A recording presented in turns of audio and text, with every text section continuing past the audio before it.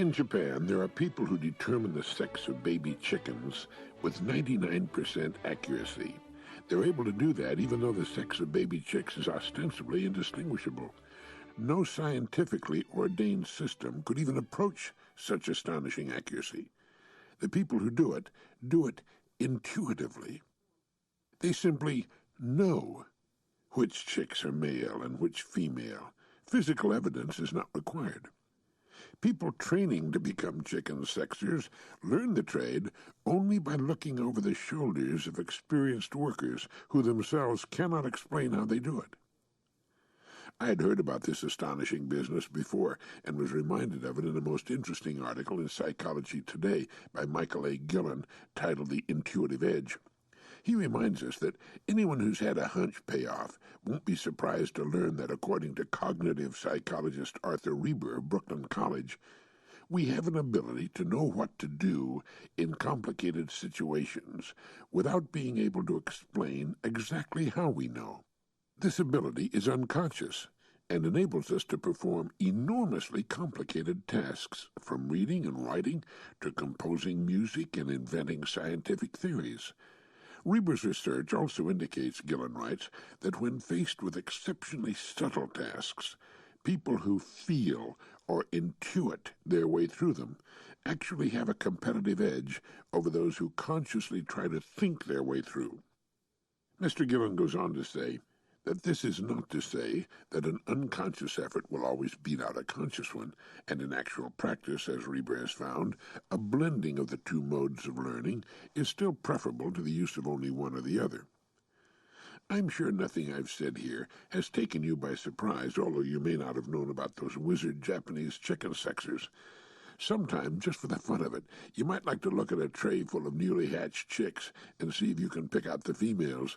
There's nothing whatever to physically distinguish the different sexes. You simply have to know. How many times have you heard yourself or someone else saying, "Darn, I should have followed my hunch"?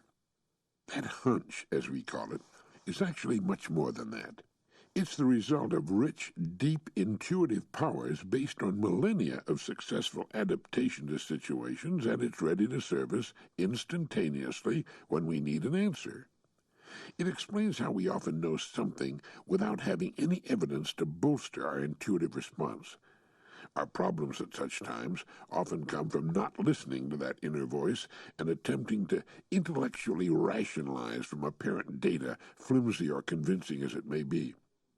We have a racial intelligence, it seems, that lies just beneath the surface of our conscious thinking apparatus that can be of enormous help to us in the fashioning of ideas. Ideas are the most important things on earth. Everything follows ideas. The idea must come first, good or bad, before something happens. We tell our grown children as they leave home to build lives of their own that they'll know what to do when faced with difficult situations. And they will. It'll come from their education, especially the home education, and it'll come from their inner voices. Since we become what we think about takes on new importance. We want to think about ideas that will prove beneficial to our needs and wants and to the needs and wants of others. As William Lyon Phelps, the former president of Yale University, used to say, the most interesting people are the people with the most interesting pictures in their minds. The ideas we hold and which direct the course of our lives are the pictures in our minds, our art gallery, we might say. And our facial appearance after 40, interestingly enough, is usually a reflection of that art gallery.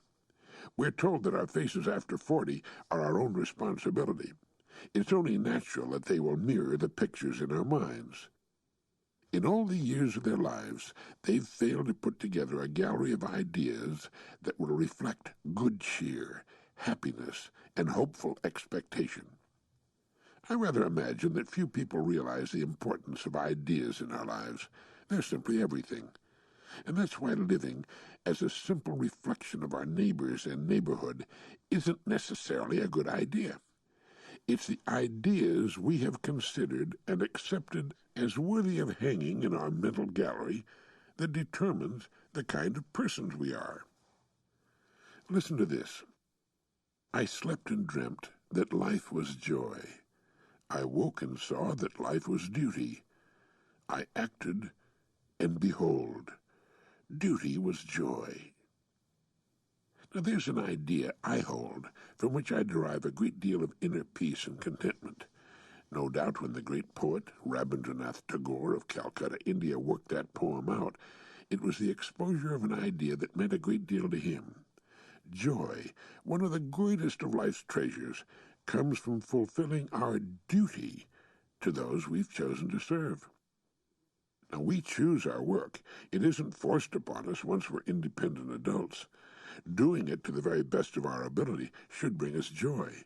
If it doesn't, there's something wrong somewhere, and it's very probably that we're in the wrong work or fail to see our work in the proper light. Are we as prepared as we should be? What do we know? How well have we developed whatever talents and abilities are inherent in us? If we don't see opportunity in our work, it's in our vision. We're not looking deeply enough or creatively enough. And so we fail to see all the opportunities for expression available in our present work. Do we belong to the group that thinks education comes naturally just from being alive? Do we think the education we have is good enough to stretch over a lifetime? What are we doing about it? Are we sponges soaking up knowledge on every side? For many, a diploma or college degree is like a vaccination. In fact, it's called the vaccination theory of education. These people believe that once the diploma or degree's in hand, education for them is over. A college president reported that as he walked toward the podium on commencement day, he overheard a senior saying to another, "Thank God it's over. I'll never open another book as long as I live." He said they were the saddest words he ever heard.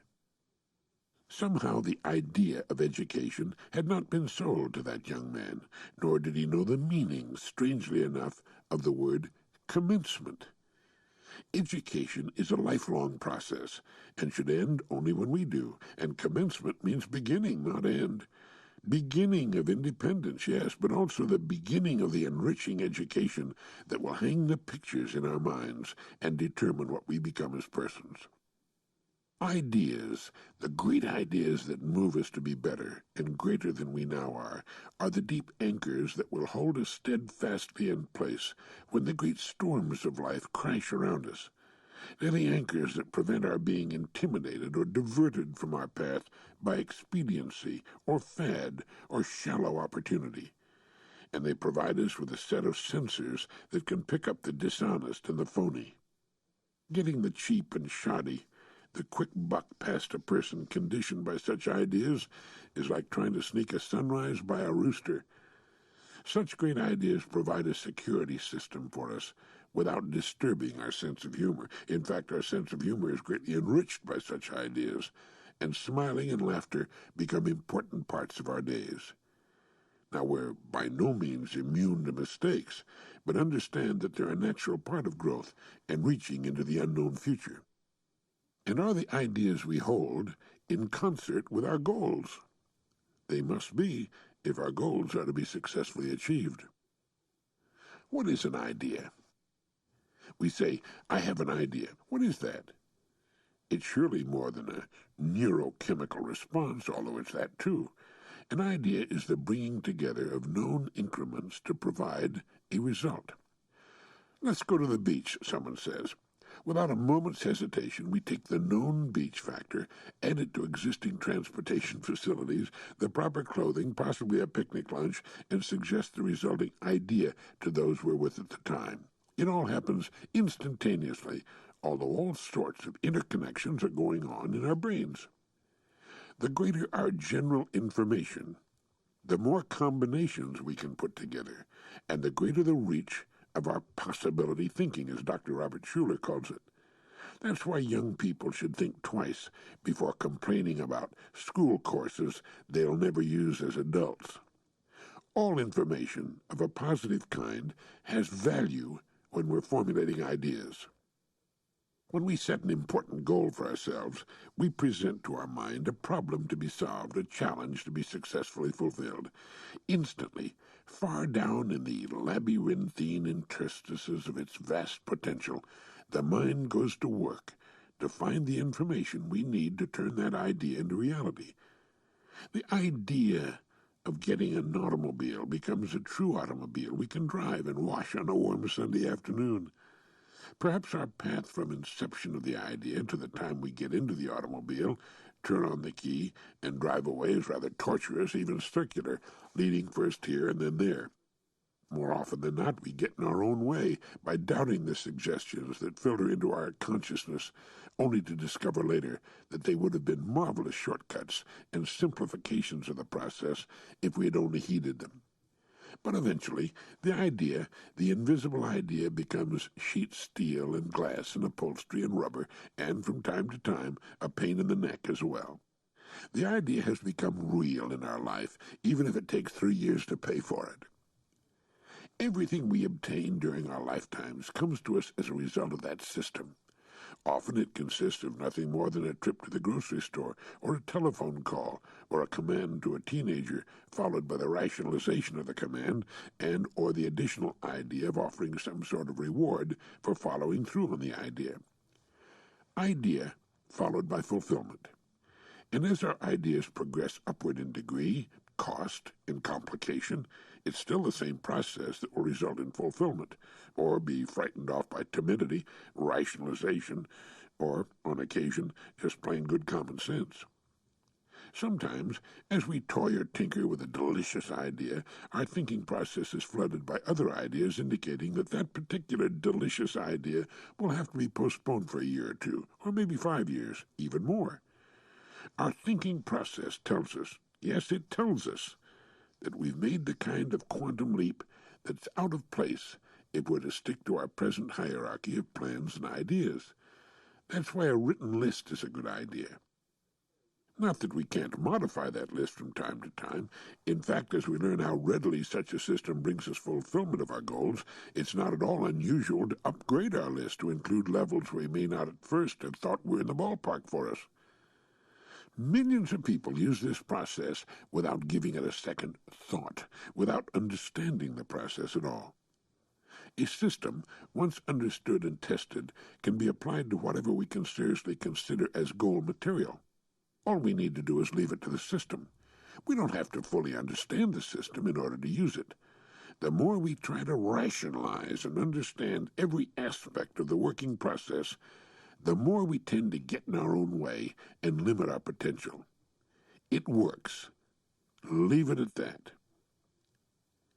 Yes, we become what we think about, but the thinking is up to us, and the degree to which people regularly underestimate their capacity for accomplishment is immeasurable. We think nothing of the accomplishments of others. That is, what others do we take in stride. But when it comes to setting goals for ourselves, we tend to play things outrageously safe, and thus remain within limits embarrassingly small, especially if there's some sort of maintenance program in effect. That is, if we have a job, though its real demands upon us are minimal, we'll usually shut down any other efforts to prepare ourselves for, number 1, a much better, more interesting kind of work, 2, any sudden emergency that might develop. I remember watching a television news program in which laid-off workers of a closed Navy yard were being interviewed. The announcer asked, "What are you men going to do now that the Navy yard is closed down?" The man nearest to him said, "Well, I guess we'll just have to wait for it to reopen again." Another man said, "I've worked in this Navy Yard for 25 years. I don't know anything else." In 25 years, a person could learn to do heart transplants in his spare time. What were all these people doing with the 16 hours a day they were not working? What about weekends and vacations? Take a pen and paper and work out the number of hours the average working person is actually on the job during a typical year, then subtract it from the rest of his or her waking time. If an hour a day were devoted to learning, to anything of a valuable nature, the ending of a job would be an incidental thing or an actual benefit. And how about think time? The family provider should have emergency plans A, B, and C, at least A. Just as a platoon leader in combat must ask himself, what if the enemy attacks at night, from the rear, on Sunday morning during breakfast? The family provider should ask, and work out on that legal pad. What do we do if the company I work for goes out of business or lets me go for any reason? And in the meantime, how about that educational program in my main field of interest? During the industrial shakeout of the early 80s, we heard this comment again and again. I worked for that company for 30 years and now I'm out, just like that. To hear them talking, one might think they'd made a personal sacrifice for the welfare of the company they worked for. They say nothing about the fact that the company paid them for their time at the job and gave them the wherewithal to become anything they might set their hearts upon becoming. It was a fair arrangement. They were not kidnapped and pressed into servitude.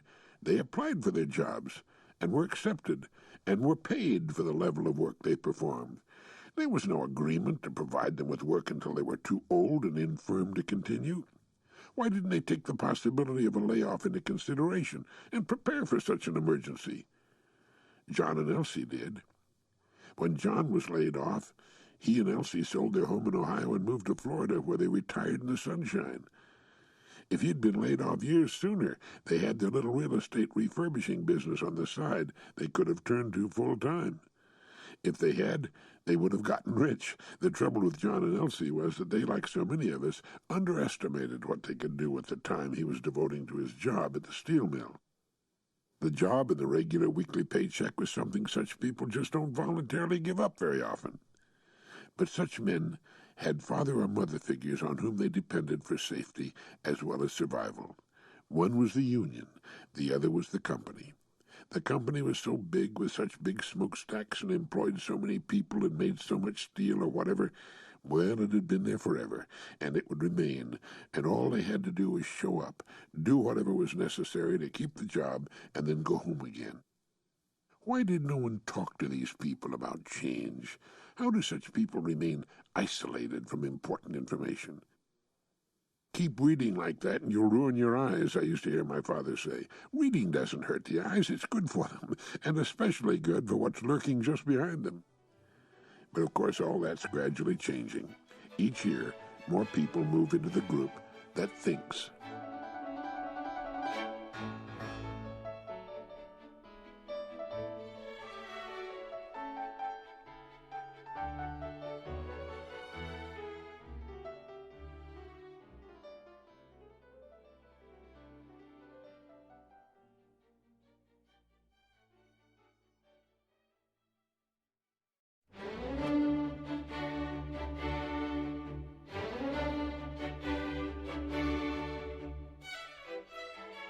Ideas are the most important things on Earth, and each of us has his or her own idea factory. It comes with standard equipment at birth, the big brain of the Homo sapiens, the single surviving member of the genus Homo. The baby is born, and we hold in our hands a miraculous living creature whose potential is unknown. What will enter that astonishing brain? And from those ingredients, what kind of life will this child fashion? It's too bad that thinking is not a required course in the public schools. Not remembering, which is what most schoolwork is about, but thinking 1, 2, 3, 4, and so on, right into the higher realms of university education. It's the highest function of which the human being is capable, and it is not taught in our nation's schools. Thinking is taken for granted. What every working person should receive upon finishing the training program offered by his employer is a tape cassette program. The program might be called Your Life and Your Work. In it would be found much of the material we're dealing with here, plus such things as recommended savings plans, emergency planning, and simple aptitude tests designed to help the person find the main area of his or her inherent competence. There is a book entitled Know Your Own Mind by James Green and David Lewis, published by Ross & Associates, that contains 9 tests that tell the reader what he or she does best.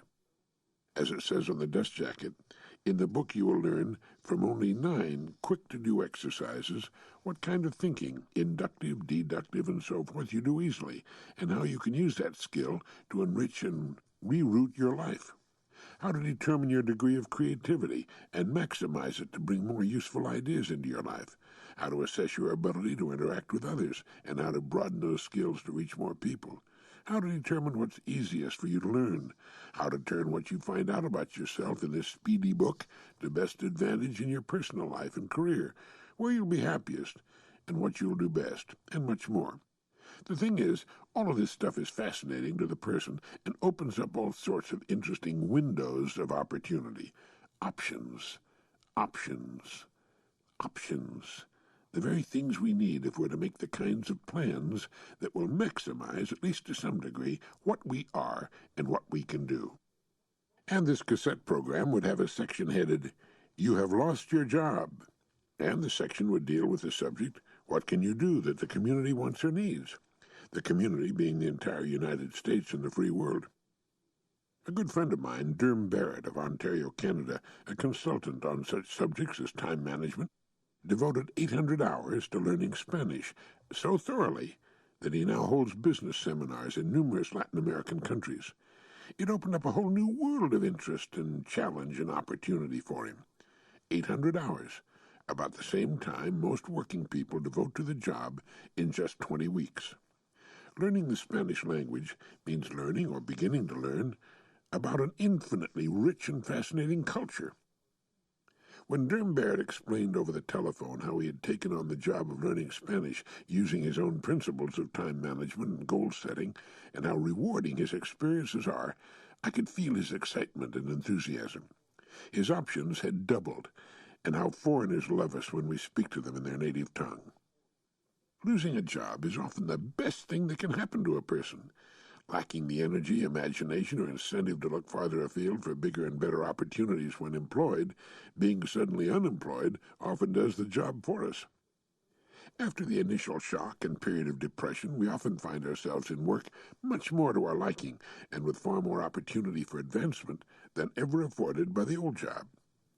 Surveys of men and women of singular success have shown that their success hinged directly on the jobs they had left behind. Whether they'd quit voluntarily or been fired made no difference. Practically all of the top people in our corporation were formerly employed by other companies. That they are delighted with their present work proves my point. They're in work far more interesting and earning more in the way of rewards than ever before in their lives. There's an excellent theory in business that we should not concentrate our thinking on the things that are going badly or in need of change, but rather on those things that are going best and producing the most revenue. That's where our thinking can have the greatest return. In other words, don't wait until a crisis to think about something. Instead, find ways of improving and upgrading it while it's humming along at its best. And the same kind of thinking works best with us. Don't wait until you've lost a job to start thinking about possible alternatives. Think about them when all is going well and you're under no pressure nor suffering from a loss of self-esteem. So you get out your faithful yellow legal pad, and at the top of the page you write, "I need better, more interesting, more rewarding work." Under that you might first ask the question, is it to be found with my present company? What can I do for my present company that will make a more important contribution than the work I'm presently doing? Another question might go, if I had my druthers, what would I rather do for a living than anything else in the world? And here we can make a list to later number in the proper order of importance. After each idea we might ask, am I now prepared to handle such work? And what would it take to prepare me for such work? Another question might go, what do I know how to do that will best serve the people of this community, or this state, or this country, or the whole world? Followed by another list. As we doodle with such ideas, more ideas will come to us. Each new idea spawns new ideas in turn, as a fish spawns eggs, and each of the eggs spawns further ideas. Now we're thinking. Now we're using the equipment we were born to use and putting to work our most valuable possession. Never think in this way without a pen and paper, preferably that yellow pad. Write page after page if you can, as long as the ideas pour out. For some, the ideas will come as a spring torrent. For others, they'll come very slowly and painfully as the process of thinking is explored. But as you force yourself to continue, and thinking, remember, is hard work, as you force yourself to continue, you'll find the ideas coming easier and better. Don't stop when you get your first exciting idea. Write it down, by all means, underscore it. Draw a star beside it or a circle around it. Then press on for new and better ideas, and you'll find them coming. Work on this in your spare time. Early in the morning is best for me, for days and weeks, until you've worked out at the very least Plan A. Then try for Plan B. Talk the ideas over with your wife or husband, and get his or her thinking as well. Soon you'll find yourselves laughing, delighted as children with your newfound adventures and exciting options. Ideas like that can provide us with autonomy. Ideas can give us freedom. Good ideas are wondrous, delightful, magical things. They explain why people often earn vastly greater incomes after retirement than they ever did on the job that they so assiduously hung on to for 35 or 40 years. With the pension to provide a safe base below which they know they can't fall, they find they have the confidence to pursue those ends and ideas they lacked the confidence and courage to pursue when they were working. That's fine. There's nothing written in marble about when we do what we ought to do. Any time will do. But often we hear such people say, I should have done this 30 years ago. My God, think where I could have been today. And think of the fun we would have had.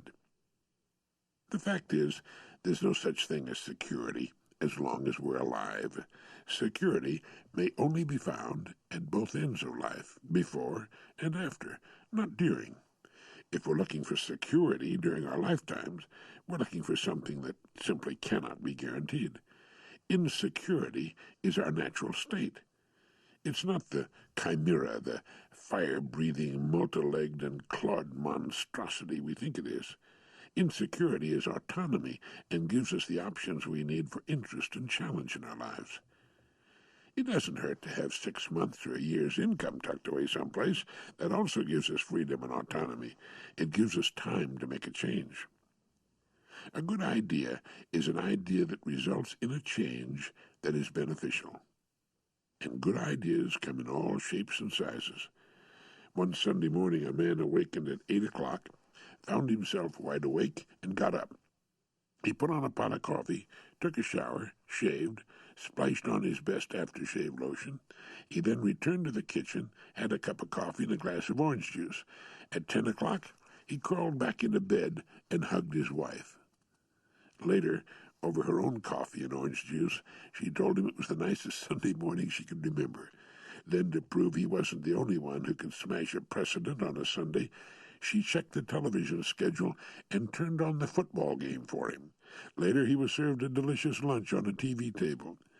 The idea of showering, shaving, and later going back to bed and hugging his wife on a Sunday morning proved to be one of his best ideas and soon became something of a Sunday tradition.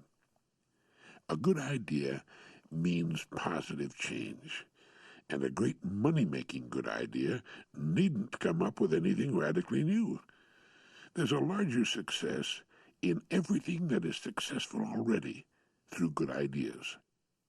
If there's a modest business in town that's earning a profit for its owner, it can be improved to the point of earning a much larger profit. If there's a dumb, out-of-date motel in your area that's still getting enough business to earn a profit, why not turn it into a super wonderful motel and earn a bigger profit, or build a super wonderful motel across the street from it? Offer so many wonderful benefits nobody will ever think of stopping anywhere else. And once it's about as successful as it can be, start a program of remodeling the rooms, one by one, so that the place is in an unending state of renewal, like the Golden Gate Bridge in San Francisco. Don't ever say, I'd like to get to the point where I can start taking things easy. Certainly you can arrange for the hard work to be done by others, but you want to keep thinking and planning for the future. Once a person runs out of anything interesting to do, he starts the long downward slide. He begins to fall apart. Things start going wrong. After you die, you can take it easy. Talk about sleep. The people who live longest are those people who never run out of something to do. They're farmers who have new crops to plant and harvest, fresh cows to milk, and 100 other chores that demand attention. They're teachers who have a new class every year, or writers who get through writing on one subject and are soon off on another. And they're people who never run out of ideas. When they come to the end of their lives, they're caught up in full stride like a suddenly broken motion picture film. We learn in reading Ortega that we are the only creatures on the planet who are born into a natural state of disorientation with our world. All other creatures are at home in their new world, controlled entirely by instinct and reacting automatically to whatever stimuli affects them. They never have to ask, "What shall I do?" Why was this pre-planned state denied us? Because we're the only creatures on the planet with the power to create our own worlds within the world in which we find ourselves. An awesome power indeed. That's why ideas are the greatest things on earth, for it is ideas that shape our lives. Unfortunately, with all too many of us, it's the lack of great ideas that shape our lives by their absence. A poet once wrote, "Blessed is the man who has found his work." A great idea indeed, for the man or woman who has found an unending vein of interest to explore. The future represents a happy prospect. Another great idea is that such work exists for each of us. If we've not yet found it, we can do no better than to continue our explorations until we do find it. Another great idea. Our rewards, all the years of our lives, will be in proportion to our service. We are here, we live, in order to serve one another.